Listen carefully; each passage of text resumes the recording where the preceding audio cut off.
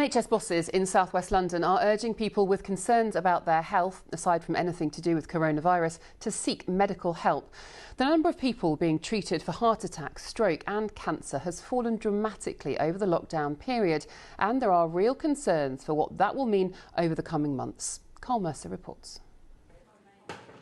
In hospital wards, and the next day I'm just so weary. In GP surgeries. Morning, Sarah. Morning.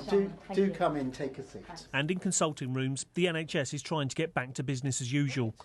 As the number of COVID patients has started to fall off, it's keen to encourage patients back who may have stayed away during the worst of the crisis. We think that quite a lot of those patients just stayed at home and didn't present to any part of the National Health Service.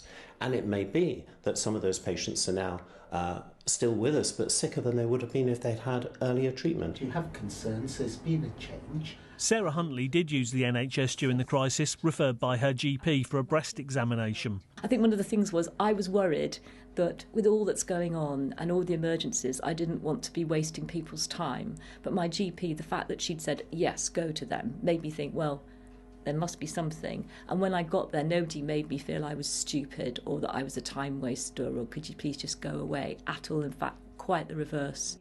And consultant Anup Sharma says it's vital more women do the same. Referrals to his clinic are at a third of usual levels. Quite understandably, they may have concerns about coming to hospitals at a time when the COVID-19 is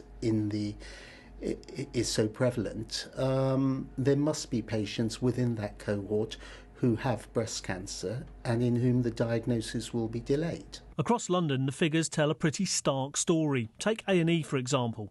In January, there were 438,000 patients, but by March, that had gone down to 161,000, a drop of 63%. With cancer referrals, they were down to 67% of normal levels on March the 22nd.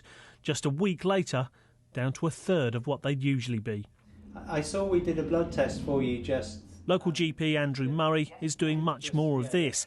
Online consultations, meaning patients don't have to venture out. So the people we really do want to be seeing is older people with underlying health conditions because we want to make sure they're managed appropriately. But seeing them doesn't necessarily mean seeing them face to face at the moment. As long as the surgery is active, at least you've got the ability to be able to speak to somebody and you can get advice. It's very good.